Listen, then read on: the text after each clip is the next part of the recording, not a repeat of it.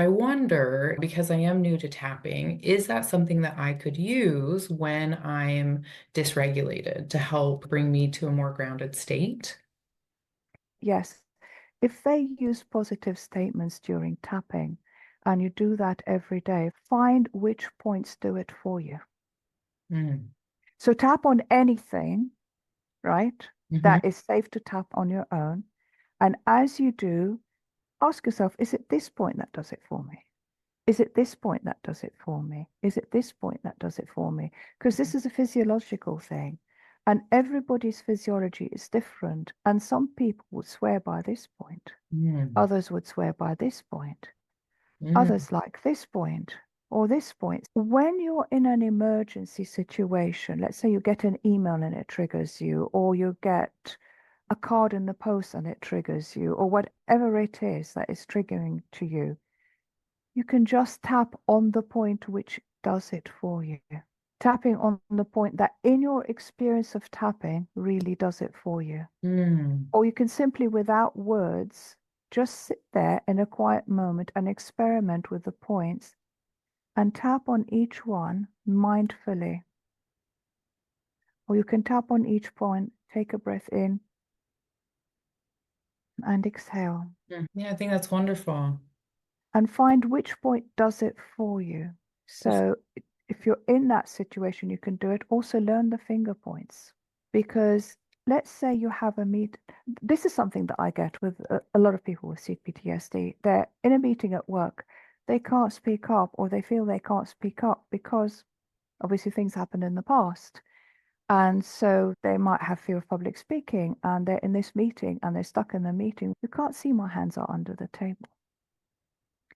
And under the table, I can be going like this. So experiment with different points, learn the hand points, and then have something available for an emergency. As for after the event, this is really important to do, and stresses in the moment are really important. And it's going back to a situation. So let's say somebody was told, let's say a woman was told by her husband, oh, you look good in that dress. And then that triggers her because he didn't say she looks wonderful. Or maybe it triggers her because anything about her appearance would be triggering because of what's happened in the past. So we don't need to go scratching around in the past when that happens. When she has a quiet moment afterwards, she can say, okay, that triggered me on a scale from 10 to 0. How much did it trigger me? And then she can do a positive statement like, it wasn't personal, or he didn't mean anything bad, he meant something good, or he loves me, that's why he said that, or I am okay no matter what he says. So no matter what happens, I'm here, I'm safe, and I'm in the moment. Or something like the past is behind me, the future is in front of me, all we have is this moment. In this moment, I choose to be calm. Another thing that I really like is the serenity prayer. And just saying the serenity prayer as we tap on all the points. Lovely. Yeah, I love that recommendation of just having your own experience with it and just doing what really is feeling good to you in the moment. That makes a lot of sense to me. I know for me, like I can hold a lot of tension in my chest. And so the idea of tapping my chest just seems very Yes. soothing. So I that does make a lot of sense to just have your experience and do what feels good to you and your body. I love Yeah. that. Yeah. And another thing that I would give is if we don't need to go scratching around in the past, what we have is now. We have an uncomfortable feeling in the chest, let's say, or an uncomfortable feeling in the tummy.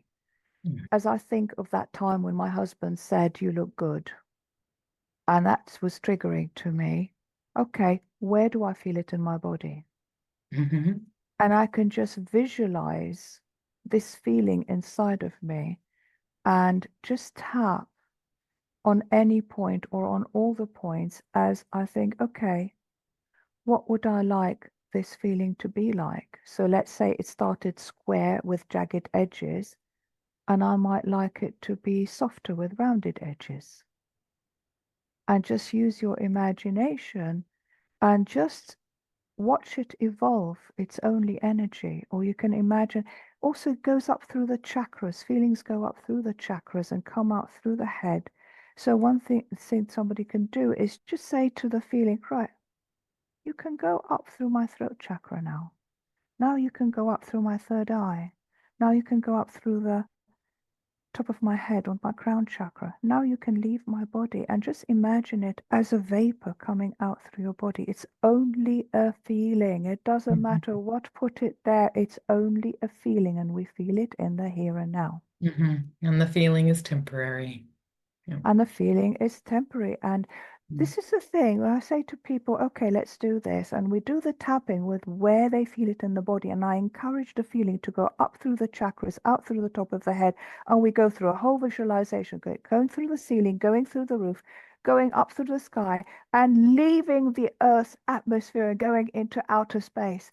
And then they go, oh, I could really feel it leaving my body. I say, now you can control the feeling. It no longer controls you. And people's expression on their face is amazing when that happens. I bet. That's incredible. Mm. And I'm sure after they go through that, like it's easier to do it on your own, you know? Yes, Yeah. Wonderful. yes, yes, Oh, absolutely. love that. Oh, thank you so much